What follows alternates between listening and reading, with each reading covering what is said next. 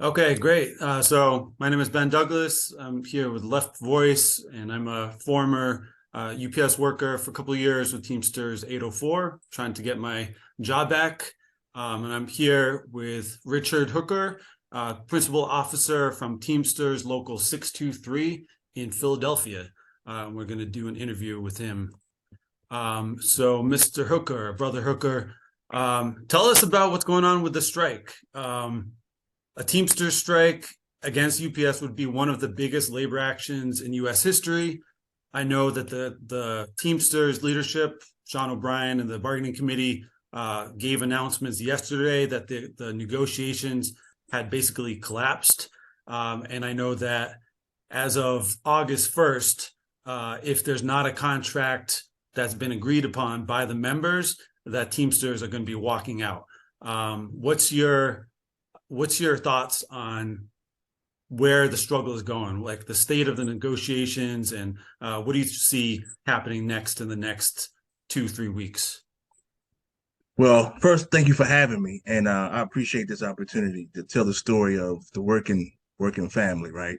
So this struggle has been going on for a very long time. We started negotiations with UPS at the very beginning of the year, around about springtime, and here we are. There's still no agreements. We have the supplements are done, but the national is not done, and so we're just waiting for that. And the way I feel about it is, if UPS was really serious about getting something done, then we would have something really to show our members by now. The CEO, she claims that we're not far apart on issues, as many of us heard at her investment call. She said it very loud and clear that we're not very far apart, which we are, though, because if we were not far apart, then we would have a deal. So yesterday, like you mentioned earlier, both sides got up from the table. The other side is blaming the other side. At this point, who cares, right? August 1st is the deadline. Everybody knows that. If there's not an agreement, then we're going to be on the side of the road. And that's totally up to UPS. It's not up to us, it's up to them. We made this company the most profitable it has ever been in their history. Just think about that. UPS has been around for over 100 years. And during that time, they have never been as profitable as they are now.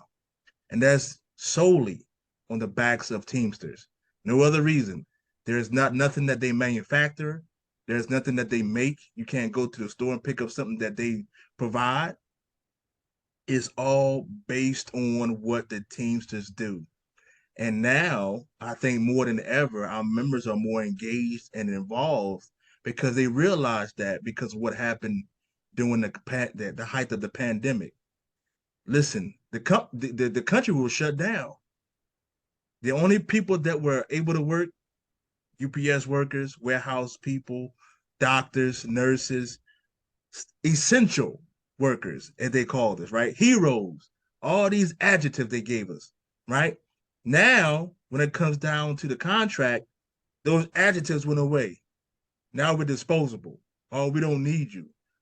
You're not worth the money that we're talking about across the table. You're not worth the protections that you want. You're not worth those things. But during the pandemic, man, we saved America, right? We all these things. I mean, all in the news. Keep that same energy at the negotiating table. If they have done that, we would be done by now. But UPS is cocky, they're arrogant, they believe in bully boy tactics, and now they're faced with ultimatum. Give the contract we want, demand and deserve, or come August 1st, we'll be on the side of the road and those profits will be gone in no time. And you mentioned the pandemic as something that impacted the workforce. When I was a driver trainee, a 22-4 trainee, I remember going into the warehouse for the pre-shift meetings, and we'd basically be packed. There'd be about 100 drivers standing almost shoulder to shoulder. And I remember, in my facility, there was no temperature checks. There was no real social distancing. And it always struck me, and I think it struck a lot of coworkers, as a dangerous situation that was really never fully addressed. What was your experience and the experience of some of your members in Philadelphia during the pandemic? Did you have workers that got sick? Did you have people that passed away? Were you able to enforce some of the safety standards, or what was that like? So when the pandemic first kicked off, we followed the guidelines of the CDC and those health organizations, right? And so what we wanted was a UPS to do the same thing. They wouldn't do it. So I kept reaching out to the labor manager at the time to try to get them to understand, hey, these are issues that our members are having. These are issues that we as the local are having. They need to be addressed. They would not fix them. So after some time, I had to go to the news, and we went on every news outlet we could to expose UPS for how they treated our members during the height of the COVID pandemic. Trash everywhere, no running water. Man, it was a mess in there. It wasn't until we exposed them nationally on TV where they wanted to sit down and do the right thing. And we had, that we know of, over 600 cases of people catching COVID. Wow. That's just that we know of. Just in your Our air, local. right. Our airport building is, like I said, the second largest air hub in the country, the largest on the East Coast. So there's a lot of people in that building. No 6 feet distancing, none, no one person in the truck. They did not care. They did not care. All they cared about was getting that product out. And they didn't care if you died while you were delivering. They didn't care if you died while you were unloading. They didn't care if you had COVID. Now, they said the right thing to the public, but behind closed doors, they didn't care. And everybody knew they didn't care. And that's why we kept pushing, because we wanted to show them, man, you guys do not care about our members at all. All you care about is these packages. It wasn't until they started getting COVID where it started hitting them like, oh, this thing is real. Well, it was real when our members were catching it. It was real for their families when they were catching it. But it wasn't until they started catching it where we got to do something. So yeah, it was crazy, man, and we got through it, because that's what Teamsters do, man. We get through everything. There's nothing that can stop Teamsters. Pandemic, epidemic, whatever you want to call it. We can get through anything as Teamsters, and That's we've some proven that Teamster time and pride right time again. there. Oh yeah, oh yeah, and man, and then so man, it was rough, man, but we got through it. We kept the country running. We kept the country running. So it was rough though, man, because like you said, a lot of people passed away. A lot of people caught it. Our members, I remember this story very vividly. One of my members said that they had to take their clothes off, stay in the garage because they didn't want to go in, see their family, and possibly expose them to what could have been out there while they were delivering. Man, and that hit me hard, man, because we're sacrificing for this company, sacrificing for America. Can't see my spouse, can't see my kids. I'm out here in this garage because I don't want to expose them to what could be out there. But if I don't go to work, I could be fired. Just think about that. I'm sacrificing for America. I'm sacrificing for the company. Haven't seen my spouse, haven't seen my kids. But if I don't go to work, I'm gonna get fired. And if I don't go to work on a day that I'm off, I could be fired. UPS just didn't care. All they cared about is those profits, man. That's all they care about. They didn't care about firing you. They didn't care about any of that. All they care about is those profits.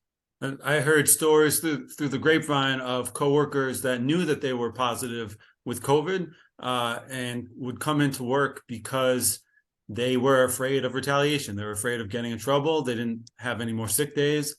And, so they did what they felt they had to do. Yeah. And, the policies of the company, like you're saying, they don't care. They did not care about the safety. And so I think a lot of the issues in the strike are contractual and about money and about vacations and about a whole bunch of things, 22 fours. But I think it's also touches on issues of basic respect and and who has power, who has power in the workplace. Is it, Right. does management have all the power, or do workers have some of the power as well? Right. And that's what this, like you said, that's what the baseline of this fight is for. UPS does not want to give up that control that they feel that they have. Who are we to threaten that control? Who are we to threaten that power that they seem to believe that they have? We're just truck drivers. We're just preloaders. We're just sorters. We're not these executives making all this millions and millions of dollars. And that's the way they view us as. That's why the harassment and the retaliation and the intimidation and that hostile work environment is so prevalent in this culture because they feed off that. They feed off of them being these bosses and telling you whatever. And if you don't do what I say, I can take your job. They get thrills off of that, right? But now with this contract and the engagement and the pushback that we're seeing from our members, they don't like that at all. That's why they become more aggressive in that discipline. That's why they're watching our drivers more. They're watching our preloaders more, watching our members more. Because who are these people to tell us that they want more? Who are they to demand more?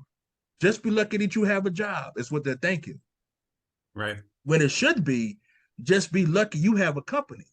Just be lucky we showing up to work.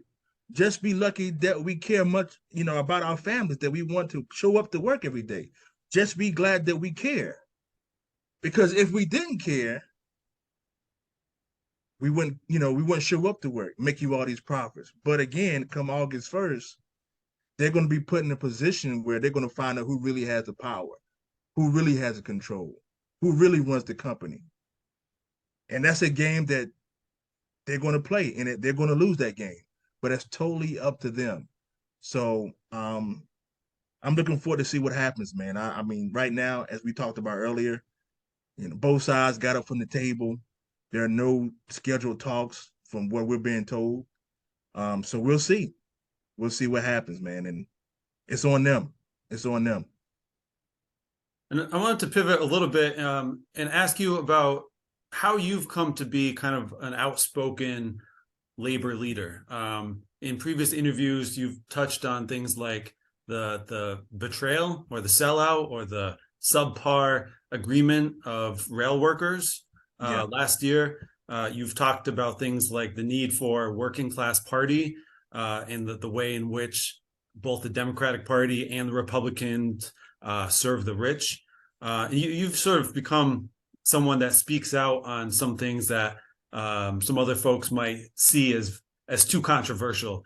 So I was wondering if you could sort of explain how you get the strength, or what drives you to speak your mind freely, and how do you see that connecting with the labor movement? Like, why should the labor movement be debating these issues? So the number one reason why I feel the way I feel about a lot of issues and outspoken and speak truth to power and all those things is number one, my faith in God. That's the number one thing. But it's something that my father told me a couple years ago. He said, "Son, you have to have a profound trust in the protective care of God," which means that if you are doing the right thing, fighting for the right things, believing in the right things, then you have to trust that God will do his part and protect you from all these other people. Oh man, why Hooker saying this, or why he's doing that, why he outspoken, why he won't just be quiet and go along with the get along. Because I have that profound trust in that protective care. But the other reason why, on a more natural level, I was a shop steward beginning in 2007. Really didn't understand a lot about Teamsters politics. Um, Still don't really understand it to this day.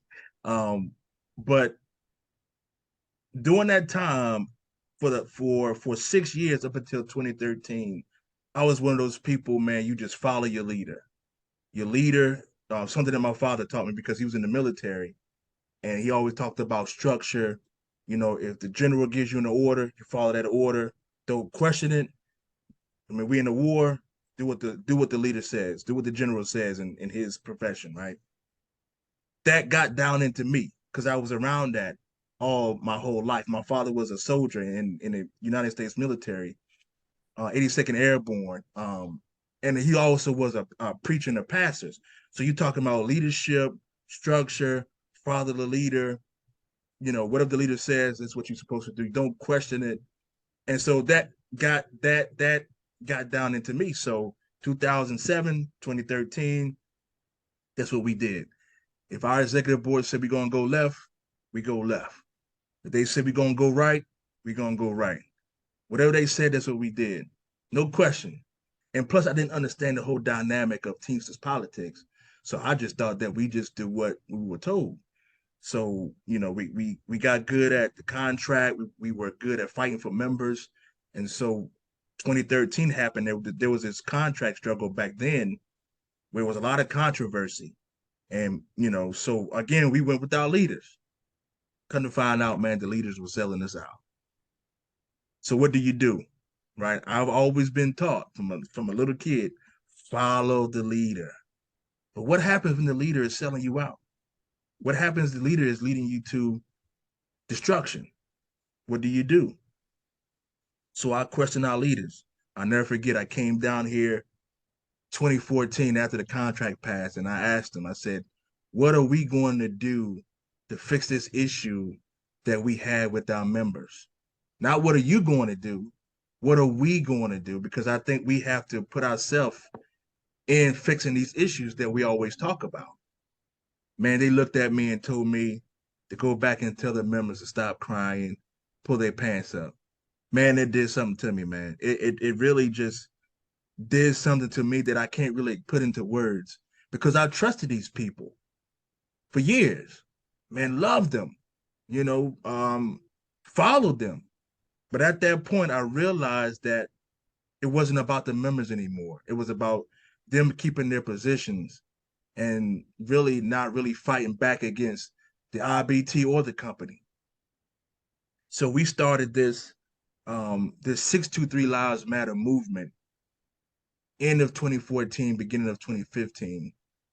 Wasn't really about running for office. It was to change the dynamic and the culture of what was going on between the membership and the leaders and how we can fight the company together. And so now we kept building and building and building. We ran for delegate in 2016, went to the delegate convention in Vegas, and man, that was another eye opener because here I am as a dues paying member, ranking fowler. I'm at the microphone and I'm speaking on behalf of my members who sent me there, and all I'm getting is boos and screams and yells. And I'm like, hold on a minute, man. I'm a rank and file member. You guys are here because of my dues and I'm paying. And this is how you're treating us? What kind of leader is that? What are we saying? You're saying that we don't have a voice? My dues not only gives me a right to a contract, benefits, working conditions, grievance procedure, it also gives me a voice. To me, that voice is the most important part of the dues process. That's why I pay it. Not just a voice against the company, but a voice within the organization. They didn't see it that way. And that's a big, big problem for me. I have a problem with people telling anybody how to use their voice, right? It's God given. We pay dues, we pay taxes. You have a right to feel the way you feel. I don't have to agree with it. You don't have to agree with me, but it's a right that I have. And so after that, 2016, my eyes were opened up to a lot more of the Teamsters politics. Very, very nasty. Then you see how they can manipulate people into getting them to do what they want to do because certain people may want to move up. And then all this is happening under the scope of we're supposed to be fighting the company. All this going on, the company wins. So here we go. We run again in 2019, and some things that we had to do to get people to understand that we were the best fit to fight the company.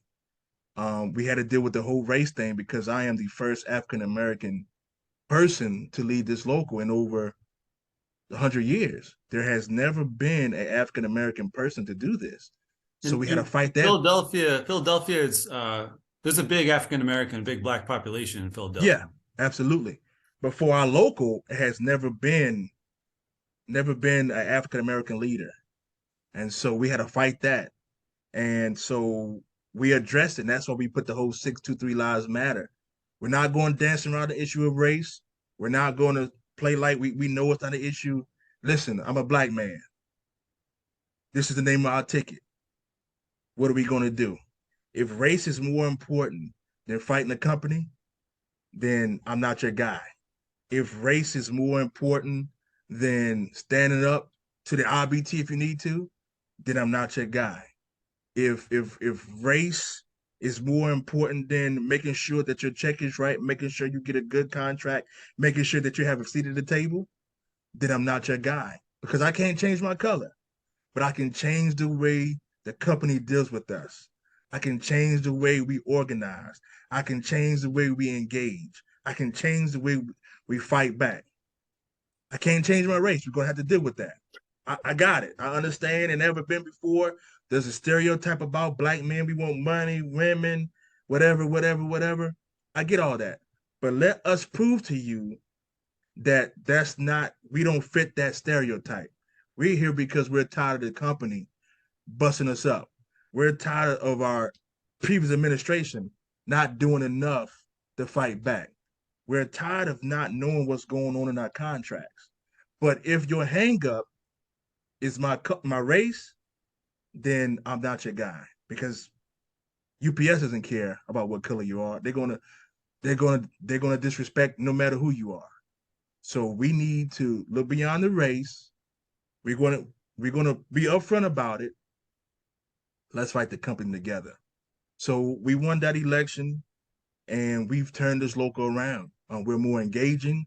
We've organized 2 new shops since I've been here, and we've only been here 4 years. So we're getting more people involved. We've just negotiated the best supplement in the history of our local. Got a lot of things for us. Our own grievance panel, more bereavement time. Part timers have more opportunity to go full time.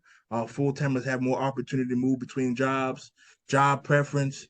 We have a lot of things that we never had before, right? And that's because we set a plan and a vision in place so people could be involved.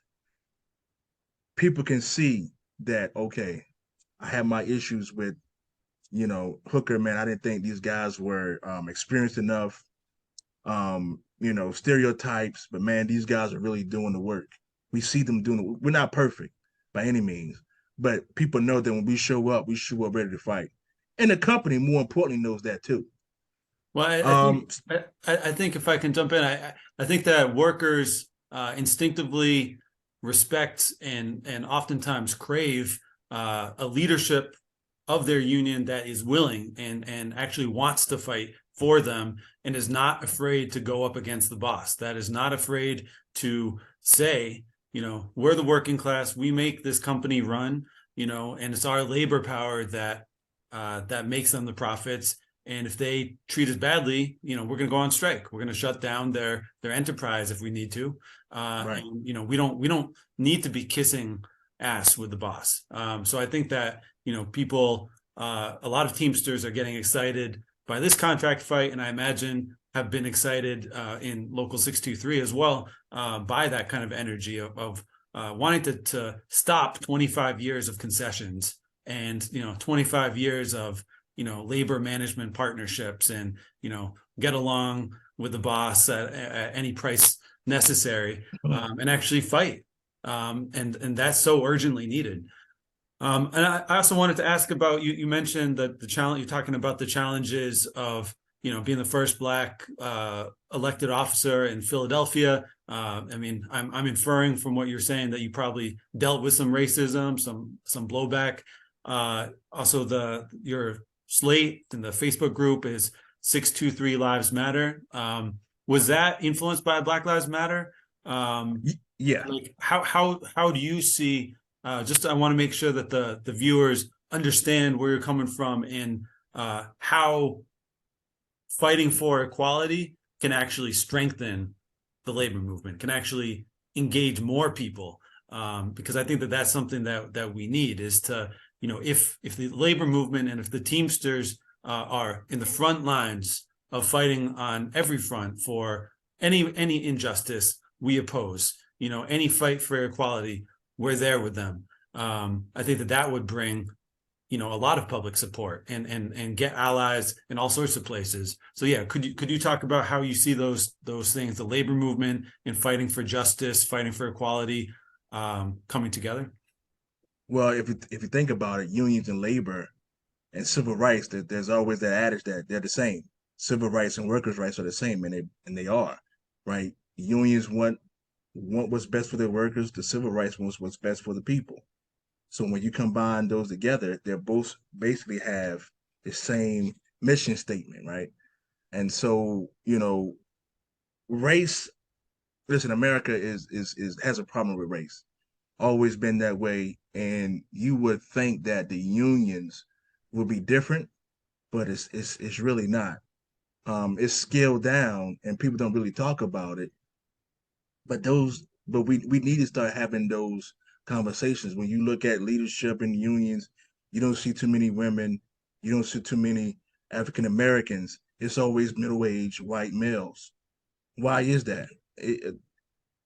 Workers need to be able to identify with their leadership, not only in gender or race, but also culture, class, relationships, all these things. It's very difficult for since we're talking about UPS, for a part-time African American person who makes $17 an hour to identify with a 50-year-old white male leader.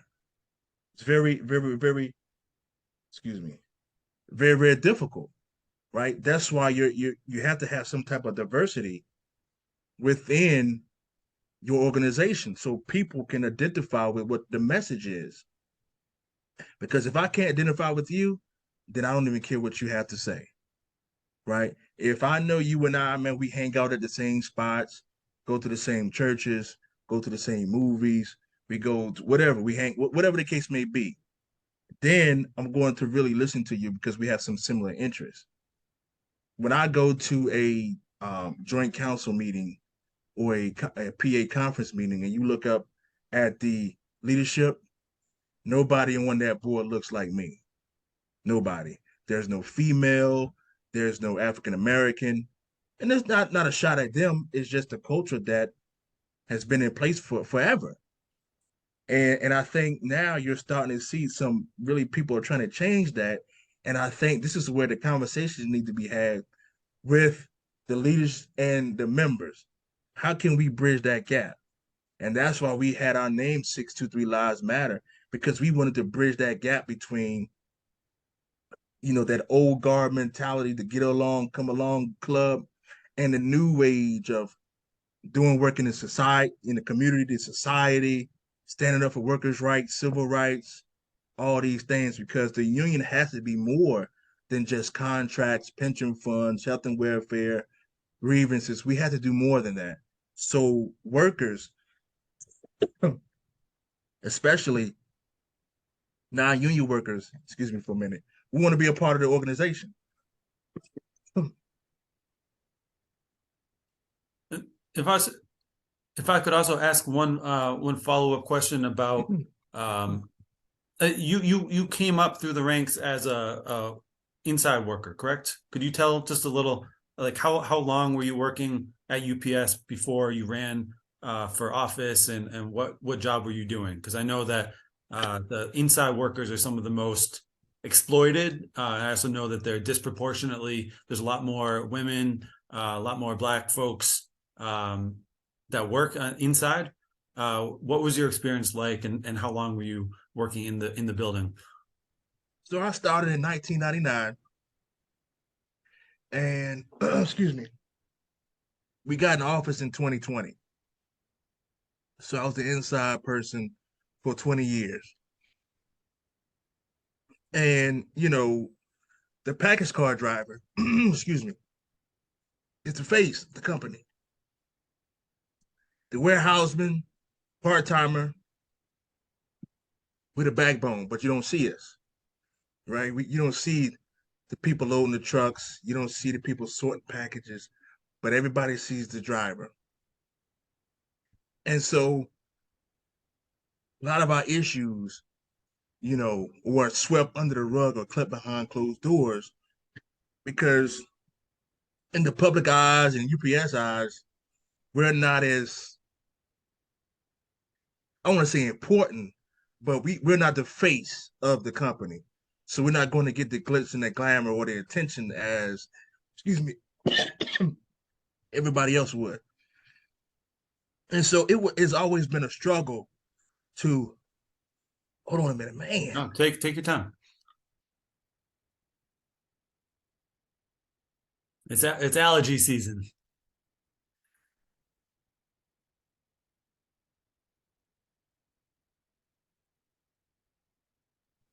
So it's always been a struggle with inside workers, especially part timers, to get the notoriety or even the respect of package car driver or feeder guy because no one sees us.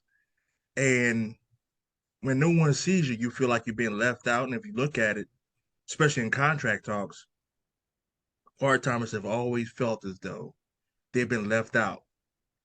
That's why if you look at now, they're mobilizing on their own to get what they want outside of what the leaders are doing. They're mobilizing on their own to get what they want, which is a good thing because grassroots organizing is always the best. Bottom up organizing is always the best. And I think they've taken this mantle on to get that respect that other classifications get. So it was for those 20 years, you could tell the difference between the treatment from the package car guys, feeder guys, and the inside people. Totally different. And that's that whole culture that UPS presents out there. Listen, you guys are the grunts. You guys don't deserve to be out there in the front. You guys are the guys and gals who just do all the stuff that nobody wants to talk about. And that's the way they treat their workers. They do put classification versus classification. And then we have to do a better job of understanding that and fighting back against that. We're one union, one family. It's not package car guys versus feeder guys. It's not the Article 223s versus the part timers and Article 224 versus regular package car drivers. No, it's everybody on the same team fighting against the company. And the company, they do this better than anybody.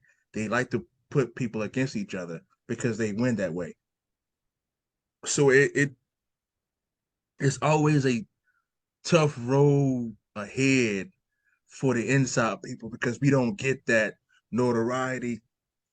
People don't talk about the inside people a lot, but we are important just like every other classification is as well. Yeah, of course. And UPS, I mean, inside workers are the majority of the UPS workforce. I think it's over 60 or more percent of UPS employees are part-time or at least inside workers. What are you seeing in terms of part-time workers and full-time workers that are on the inside of the buildings? What are you seeing in terms of them getting mobilized? I know in one of your other interviews, you said that they're uniting in a way you've never seen before. Could you give us some examples about that? So right now, they have all across this country that part timers they're wearing red on Fridays in this contract fight. They want the company to know that we are standing united against concessions, right? And then they also have this website, Teamsters Mobilize. It's a website for part timers. They come on there and they talk about issues. They're on Twitter. That they have a nice social media presence. But just if you watch social media, you see a whole lot more part timers speaking out in their own voice. We've never really seen that before because it's almost if they're waiting for someone to speak for them. They're not waiting anymore. Listen, we want $25 an hour. If we don't get $25 an hour, we're voting no. You never would have heard that before. Now they know their worth because of what happened during this pandemic. The company raised the wages with market rate adjustments. In some areas, 25, $26 an hour. They kept those rates up for 2 years. So now the part timer knows, hold on a minute. If you can pay me 2 years, this wage, you can pay me this starting wage. Don't say you can't because you're already proven that you can. Right. They were getting overtime left and right, coming in. Hold on, you can't give me a full-time job? Yes, you can, because I've just worked for the last 2, 3 years, 60, 50 hours a week as a part-timer. You can give me this job. So they know they have the power because UPS depended on them so much during this pandemic. They know that they can get what they demand and they deserve now because they've already proven that they can get it. So, and they're mobilizing around that. So, again, those part timers don't get what they're asking for, and they come out in big numbers.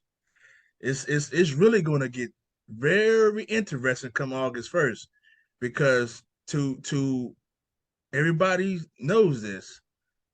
You can't outvote them if they vote. They got the numbers. They got the numbers. So if they're saying, man, you know what, man, I don't like what I'm getting as a part timer, and they stay engaged and they stay together, nobody can outvote them. Nobody, because they outnumber everybody 3-1. So what you gonna do? Well, you mentioned the demand that I think was it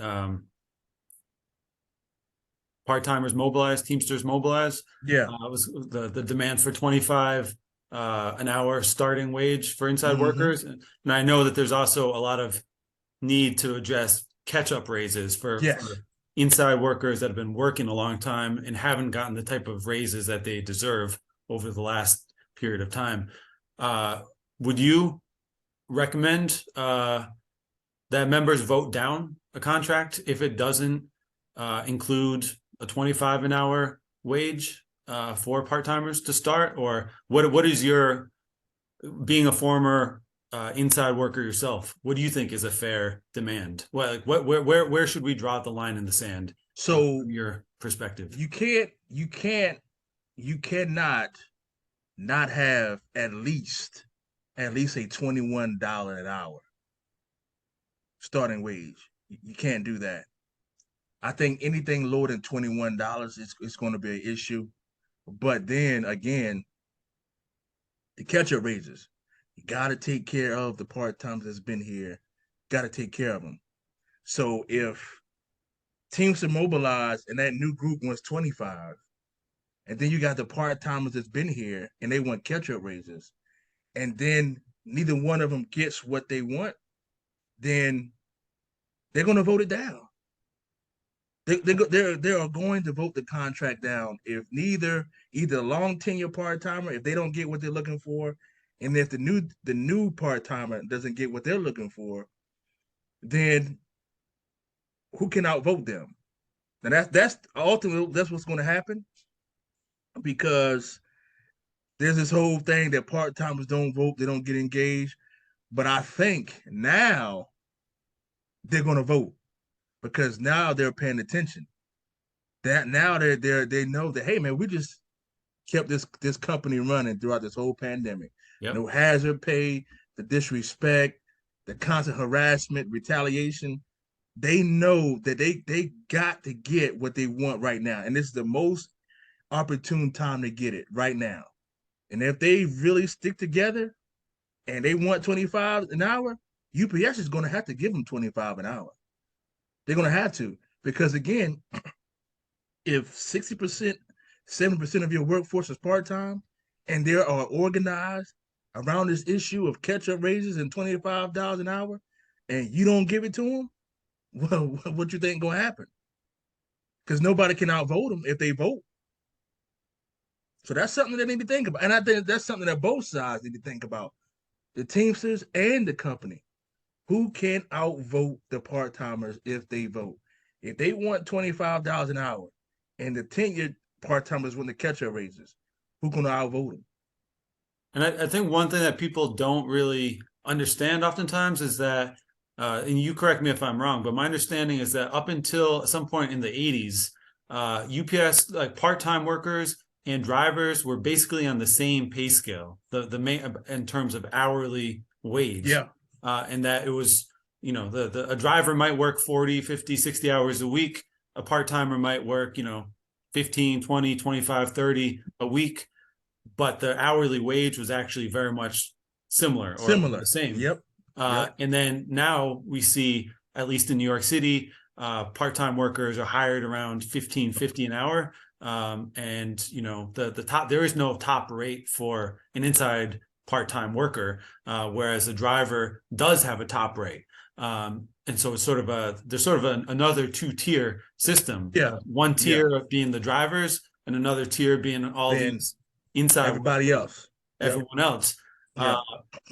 do you think that there's any way that the Teamsters in the future or in this contract could start moving back in the direction of leveling out the wages, of actually, you know, having equal pay for comparable work? I understand it's not the same job, but you know, a feeder driver, a package car driver, a clerk, a Mhm. preloader, a small sort worker, they're all different jobs. But isn't it possible that, you know, the pay, the wage rates should be more similar? Like, uh, I agree with that, and that's going to take a lot of organizing, a lot of internal organizing amongst our members, because we have to get out of this mindset of, you know, what other people deserve. What, you know, we can't put a price tag on what a package car driver makes. Package car driver can't put a price tag on what the preloader makes. Preloader can't put a price tag on what the small sort clerk, this, that, and the other. We have to get out of doing that because we're actually doing the company's job for them, which is to divide and conquer. We have to get out of our own way and really talk about this one union, one family. Listen, man, if you make $45 an hour, I want you to make $100 an hour. Let's see, can we get you to that $100 an hour? Hey, listen, I'm a part timer. I make $20 an hour. How can we get you closer to that $100 an hour mark? Right? How can we all get to that same goal, regardless of your classification? Because we shouldn't let the classifications divide us. We shouldn't let that happen because again, we're doing the work of the company, and they don't need no help dividing us. If there was a more unified front when it comes to wages, a lot of this stuff wouldn't even be happening. And I think what would have happened from the 80s up until now, if we didn't allow, and I wasn't, I was still in high school and school, so I don't know what happened back then. But if we could somehow get back to that, you will see a lot more unity in the ranks. And I think that really, the company does not want that. They don't want unity. They don't want that because if we all making the same, we're doing work and we're doing this, then it's hard for them to come in and divide us. It's easy for them to come in now because we help them. Oh man, how they gonna come in and make more money than me? Well, how about we get you more money and we'll get them more money? Let's look at that. Everybody deserves more. yep. But that's gonna be a challenge in itself to get everybody on the same page. It can happen, but it's gonna take a lot of organizers, man. It's gonna take a lot. Yeah. No, I was talking with a part-time worker who's organizing in Brooklyn, and he was expressing a lot of frustration to me about the lack of both the lack of involvement of part-timers in the practice picketing, but also that, you know, he felt that there wasn't enough outreach happening to the inside workers, you know, through the union structures, that, you know, the inside workers, you know, were still sort of being abandoned in a certain sense. Yeah.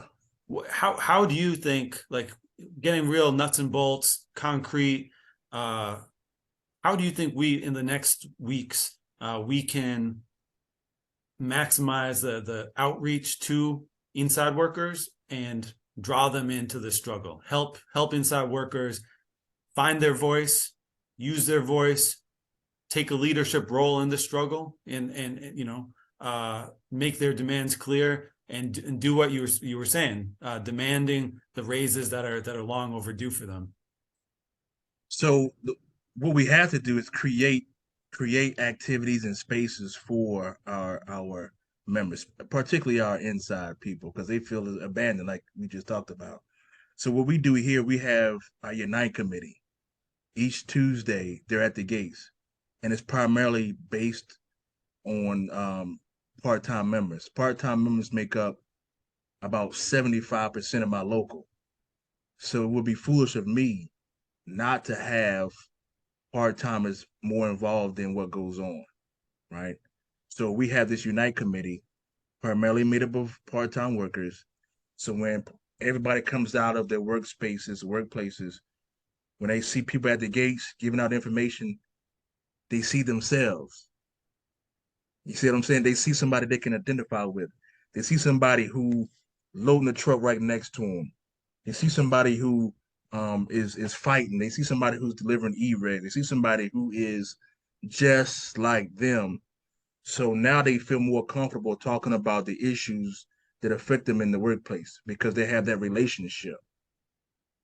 And that's what we try to build here. Identification and relationships. Let people know who you are. Let people know that you have the same issues they have, and you guys come from the same place.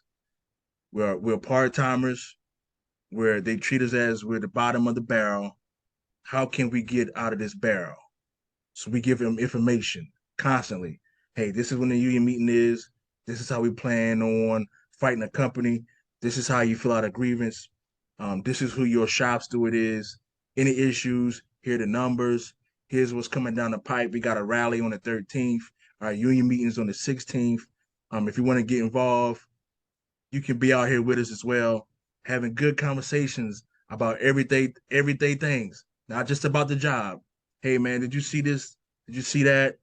I mean, how's your family doing? So now we're building up more of a relationship, a family relationship. So it's not going to be a struggle when August 1st gets here and we got to beg people to come out. No, man, I've been talking to Mara for the last year about this strike. I work next to her. I see her when I come out the gate. She gives me a pamphlet that says, hey, did you put money away for the strike? She's been out here for the last year talking about the union meetings. She's been out here for the last year talking about UPS and their harassment. Here's a website where they can show us that what our union is doing. Hey, you can follow us on all social media. Did you know that we had a video game tournament next week? Oh yeah, I bring my family on out to it. All this stuff is to build that activity, that engagement, that participation, so we don't have to fight so much to get people to come out to certain things. So again, we've been doing it for the last 2 years, building that engagement up with our Unite committee, because it was very important to us. Being our members are basically part-timers, 70% of them. It was very important to us to get them involved, because we can't continue to say what part-timers don't do. They don't vote. They don't come out. Well, what are we doing as leaders to change that narrative? What are we doing? If you're saying that they won't do it, it's your job to change that. Right. So that's why we created all these spaces for them to get involved in. So now it's not what the part-timers won't do, it's what the part-timers will do. They will vote. They will come out. They will participate. They will be engaged. They will shoot this contract down if they don't get what they're looking for. Or they will vote it in if they get what they're looking for. But it all started with us changing that narrative to from what they won't do to what they will do. But we had to be that bridge. We had to be that bridge to change that. And so I would just challenge other leaders to do that as well. Be that bridge for your members, right? Be that bridge to change that from what they won't do to what they will do. And that's what we had to do here. And it's been working very, very well. Yeah, that's amazing. I wanted to pivot again. I wanted to get back to something like the broader discussion about sort of the role of the labor movement and the Teamsters in broader society. And specifically, I'm thinking about the interview you did, I think last week or something, with Steve Zeltzer. And you're talking about the need for workers to have their own political party, that, that we're in a country, we're in a society where everything is run by the rich. And if, tell me if I'm wrong, but my understanding is that you're arguing that both parties, the Democrats and the Republicans, are they're funded by these billionaires, these bankers, these capitalists, Mm-hmm. and we don't have our own organizations that represent us politically. I was hoping you could elaborate on some of that. So one of my mentors, Chris Rivera, he talks about it a lot. That the Republicans, they won't give you nothing, right? The Democrats will give you a couple of crumbs. But it's the workers who allow them to have what they have. Both parties don't really um, don't really understand what it is to be a worker, right? They don't understand the hardships. They don't understand what we have to go through. Now, they talk about it because they want our votes, right? They want us to endorse them. They want our endorsement money. So they're going to say that the right thing so we can sign off on the check, stand with them and say, hey, support me and all this kind of stuff, right? But when it comes down to it, neither party really cares about the working family. They really don't. And you saw that with this whole railroad, strike. Um, President just came in and said no. The Secretary of Labor at the time, Marty Walsh, no. And as a person who is in the labor movement, man, that hurt. I'm not in the railroad, but whenever you take a person's workers, their ability, the right to strike, man, what kind of slap in the face is that, right? And I get it, the country and it was Christmas time, but in my mind, like, where was all this concern for the worker, for those railroad people? All they wanted was sick time. Where was their concern? That's all they wanted. They wanted some sick time to be with their families if something would have happened. That's all they wanted, sick time. But again, neither party that doesn't care. So what we need to do as workers, we need to really get serious about not depending on Republicans or Democrats to give us what we need. We need to find our own people and either get our own labor back person and put them in office in whatever party, or create our own. But it has to be for labor, by labor, with labor's dollars, with labor's hands. It has to be for us, by us, in all aspects of it, in order for us to really get what we are looking to get, because nobody's going to give us anything. I think both parties have showed us that. I mean, look at what the Supreme Court is doing right now, affirmative action, and they just did something else. I can't call it right now. They just did something else the other day, right behind this. So neither party cares about working class people, because that affirmative action stuff, who is that going to affect? Working class people who want to go to college. So we really need to really focus on getting our own candidates, backing them, and going against the billionaires club, because you got two parties serving the same master, and And it what ain't us. what would that look like in terms of politics? Like, I imagine getting rid of some of the anti-labor laws, like, Yeah, Taft-Hartley law, or yeah. the Taft Taylor Hartley, law the in New York Railroad City. Act, I'm yeah, sorry, the all that Railroad stuff, Act. man. Yeah, all that stuff, man. It would have to be gone, because you are handicapping the workers. Those railroad people, those brothers and sisters, they were handicapped, right? Now what? Let's say August 1st get here and this strike goes on for a week or two. Now I know that we fall under the Taft Hartley Act, right? But what's to say old man Biden ain't gonna come in and say, yo, man, y'all gotta get back to work. What's to say that he won't? Because UPS, we move a lot of work. 6% of the GDP. That's a lot of packages. That's a lot of volume. That's a lot of work. You know, is he gonna come in and say, "Hey, man, y'all got to get this thing together and come on in"? I hope he wouldn't do that, but they just showed that they would with the railroad people. And I get it; it's two different acts. I get all that, but who says that you had to step in? It doesn't say that you have to. It just says that it's there, and you may if you want to, but you don't have to. You don't have to interfere with workers. Workers are fighting for more. They're fighting for better conditions. Those workers were fighting for sick time. They were fighting for sick time. Just think about that. Sick time after what has happened with the pandemic. Hey man, we need some more sick time. That's all they wanted. No, y'all can't go on strike because the economy is Christmas time. Man, listen, we kept this country running throughout the whole pandemic. You think we care about Christmas? Where's our Christmas? Where's our Santa Claus at? All we want is some sick time. But they didn't care, man. And so we really need to get serious about this. And I know it's not gonna happen overnight. I know it's gonna take some time, but it has to be some conversations.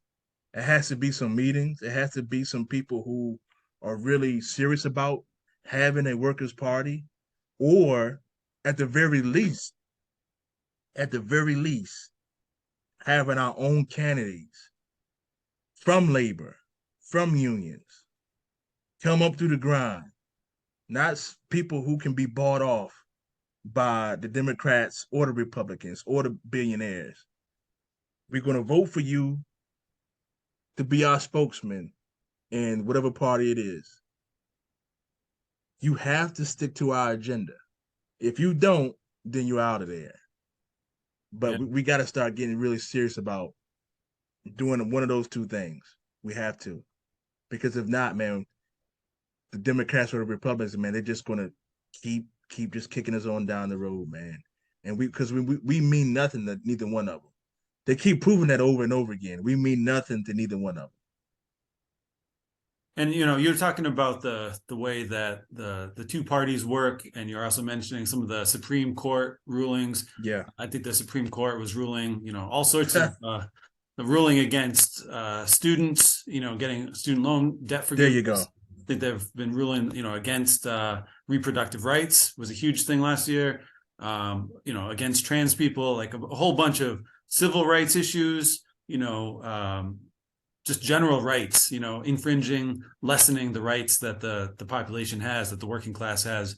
Yeah. I also wanted to bring up one other thing, which I think doesn't always get talked about. And, I know some Teamster brothers and sisters are not going to like this. They're going to say, oh, this is controversial. This is lefty. But I think that's the role of the police as well. And I was thinking about this with how it intersects with our conversation. And I was also thinking about I think a really good example is one, the way that Teamsters responded after George Floyd was killed, and the strike for Black Lives, which Teamsters participated in, and there was actually, I think there was a protest at the Foster Avenue and maybe Yeah. a couple other buildings in New York, and I don't know, probably a whole bunch of different places across the country.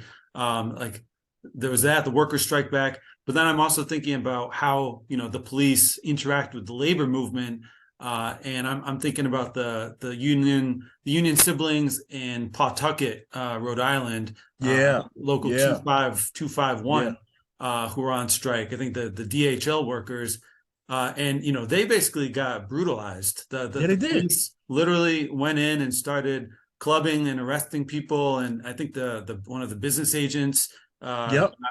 injured or got a wrist broken or something. His And rib. his rib. Yep. Okay.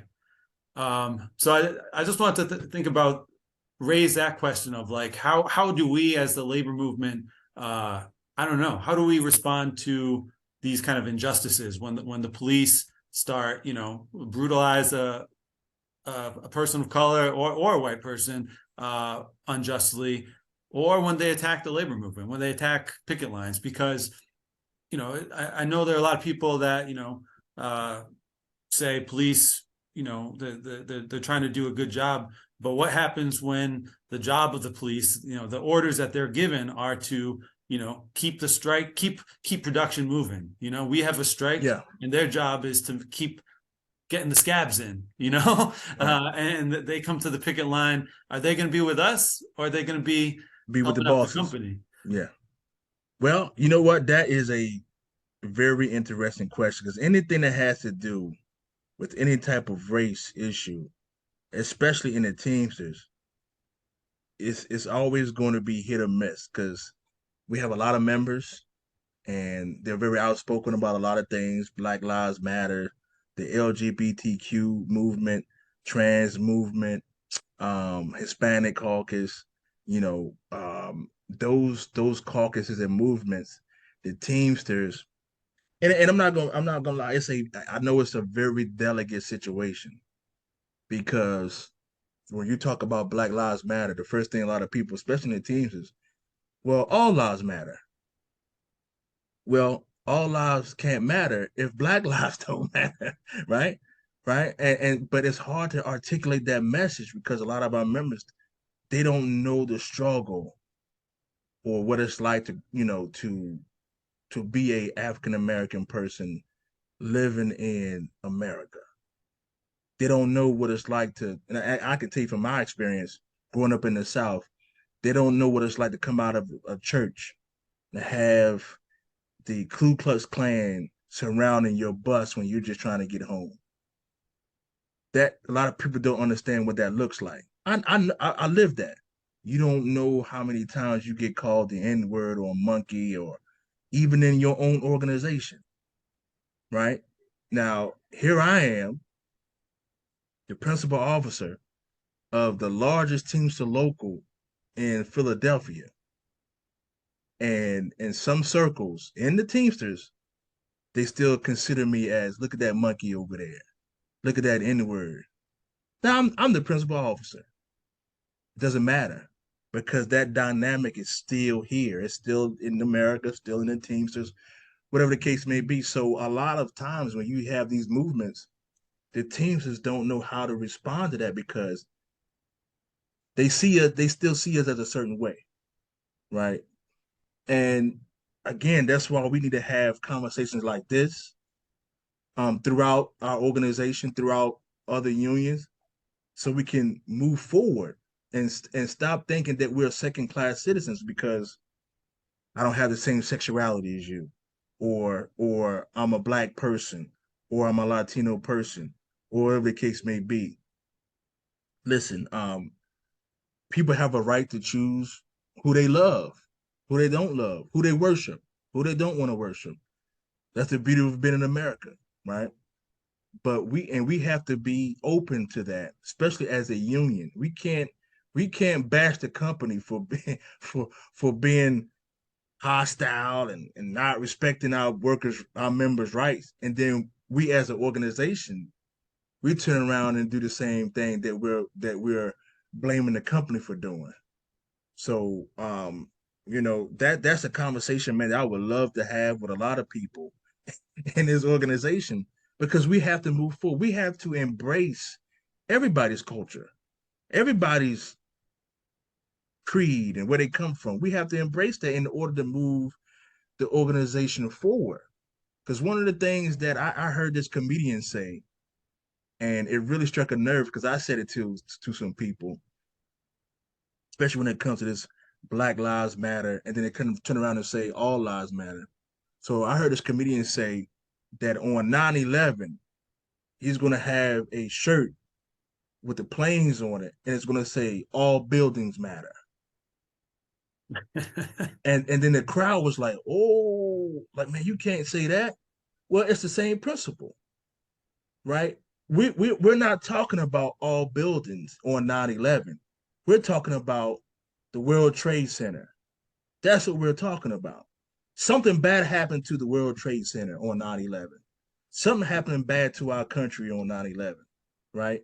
Something bad has happened to black people since 1619. Jim Crow, right? Segregation, lynching, slavery. These things happen, right? And in unions, you still have that segregationist mindset. You still have that when it comes to, again, the trans, the LGBTQ. Man, we don't want to talk to them. They're not Teamsters. How are they not Teamsters? They pay union dues. They have a right. They have a right to speak their voices. They have a right to speak in their own name. This is not against our white brothers and sisters. This is not against anybody. This is a caucus or a movement that we want to bring everybody in because there's some issues that you don't know about that affects us. There's some issues that the trans people have that I don't know about. There's some issues that our Latino brothers and sisters have that I don't know about. There's some issues that our women's caucus has. Man, they're going through this whole reproductive thing. They're trying to take their reproductive rights. I'm not a woman. I don't. That doesn't affect me. But I want to be there to support your struggle because I got daughters. I want to be there to support your struggle. I need you guys to be there to support our struggle. We don't want to keep getting cops' knees on our neck. We want to keep getting shot in our homes and nothing happens. We don't want to keep getting Ahmaud Arbery's, right? The George Floyd's, Breonna Taylor's. We want that stuff to stop happening. But if you continue, oh man, that's just a black issue. No, man, that's a everybody issue. But everybody doesn't see it that way. And that's going to be a conversation that's going to be it has to happen, but I don't think the Teamsters are ready for that conversation because if you look at a lot of our local leadership, joint council leadership, conference leadership, and even the executive board right now, they're primarily middle-aged white men. And I don't think that's a conversation, number one, that they don't understand. And I'm not saying they don't want to have it, but we're going to have to push them because in order for us to move forward as an organization, we need to have those conversations on issues that affect all people, because listen, again, we all matter. But if one of us are being attacked more aggressively than the other, then all of us can't matter until that group gets their issues addressed, right? And that's trans, LGBTQ, blacks, our Latino brothers and sisters. Um, Everybody has some concerns. Everybody has some issues that need to be addressed and fixed. Because if it's not fixed, then we can't move forward as a society, as a union, or as a community. So that's a really good question, man. And whenever that conversation is taking place, I want to be there. Because yeah, race is it's a problem, man. And I wouldn't think there would be a problem in the Teamsters, but man, it is, man. It is. I could tell you some stuff, man, off air that would have you like, man, is that what they really do? Yeah, that's what they really do, man. There's that stereotype. I hate to talk about it, that black men are not smart. They only want one thing, money and women. That's why when we ran for office, what we did to get people really not to focus on the race and the stereotype. Hey man, the salary for this position calls for something, we're gonna take a pay cut. Hey, the bylaws say that we get the union provides a car. We don't want the car. Did you We take just a want to do the work. did your slate take a pay cut? Yeah, yeah. Because again, we had to get rid of that. We were fighting the stereotype and the race. So we had to take everything away from those who may try to use that to their advantage. We're not here for the money. We're not here for the car. We're here because we're tired of UPS and all these employers dominating the worker. That's Right. why we're here. Focus on that. So we had to really be strategic about that because we knew it was going to be an issue. We knew that people were going to focus on that. Oh man, they just want the money. They just want the car. They're not smart enough. Then there's no experience, right? But you just had a previous group, right? There's no engagement. no contract planning, no fight, no nothing. All we want is a chance and an opportunity to show you that we can be better. You guys deserve better. I actually had I actually had one person on that ticket told me, we had a meeting, told me that no white driver, watch this, no white driver will vote for me. What do you think about that? I mean, I think it's such a cynical and I think pessimistic outlook, because I think that one thing that the Black Lives Matter movement showed is that huge numbers of people of all different races saw that police brutality and racism are real issues, that they need to be opposed, and that the basic fight for equality and to not have to be in fear of the police or anyone else is a basic human right. It's a basic issue, and it was one of the biggest social movements, maybe the biggest social movement in U.S. history. Yeah. And I remember going to some of those protests, and sometimes it was majority black, sometimes it was majority white, sometimes it was a big old mix. And so I think that it's I think a lot of people, I think the majority of the working class in this country does support a lot of progressive change and does support equality. And we shouldn't let that backward sector make us think that everyone is backwards. You know what I mean? Like there was a Teamster meeting, a membership meeting in 804 last year, right after the Dobbs decision, after Roe v. Wade was basically overturned, and the right to to have an abortion was overturned. And the women's committee of local 804 got up in the front of the meeting, and a bunch of, it was probably about 7, 8, 9 of them, they got up and they presented to the whole membership what was happening, what they were facing, what their daughters and others were facing. And at the end of it, they got a standing ovation. People really connected with that. And so I think there's a false conception in the labor movement. And I've only been a Teamster for 2 years, so take it for what it's worth. I understand I'm a newbie, but I think there's a false conception that the labor movement should only focus on the contract. Anything else is divisive. But I think that plays into the boss's hand, because then what happens? Then the media and the UPS bosses and every other boss can very easily say, hey, these guys, they don't care about you. They just care about their own money. That's what they care. Teamsters only care about Teamsters. You shouldn't show up to their picket line because they don't give a darn about you. And I think when you have the opposite happening, when you have Teamsters leading, or any union leading, and saying, we're fighting not just for ourselves, we're fighting for the whole working class. I think that's, we're fighting against any kind of injustice.